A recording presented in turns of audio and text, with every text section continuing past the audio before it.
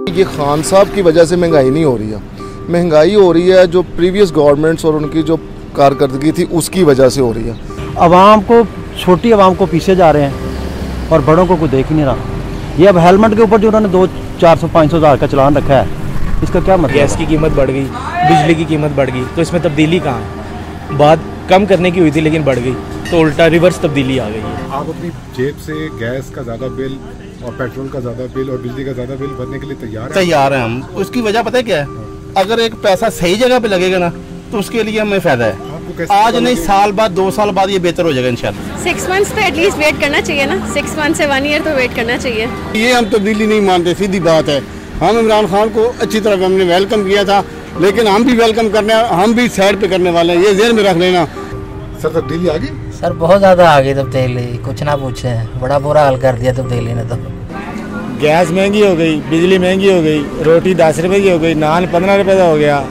ਜਿਹੜੇ गरीब बंदा रेडियां से रोटी कमाता सी वो आलिए चुके ला गई, जिस किसी का कच्चा मकान मिला सी वो आलिए ने ढा दिता। ये तब्दीली आ गई और हाली बजी। और देखो, रिलीफ सबसे पहले गरीब के लिए था। ठीक है, ये बड़े मगरमच्छों को पकड़ रहे हैं, वो पकड़ना चाहिए, जिन रूल्स के ऊपर हमें लाना चाह रहे हैं वो ला रहे हैं, बट सबसे पहले रिलीफ जो सा था गरीब का हक था, जो हमें नहीं मिला।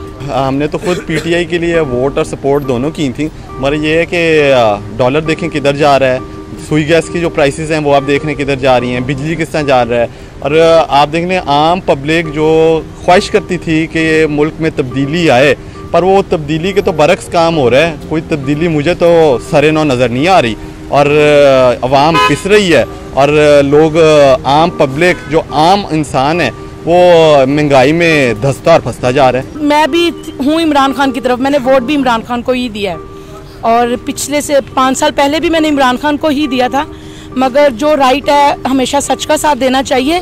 ठीक है, नवाज शरीफ की दौर में ये काम नहीं हुआ कि उन्होंने गरीबों के घर तोड़े हैं, उनको उठाया गया। अभी जो आप सूरत हाल देख रहे हो, या तो महंगाई हो गई माइनर सी, और जो करप्ट लोगों के पास जितने पैसे हैं वो निकलवाएं।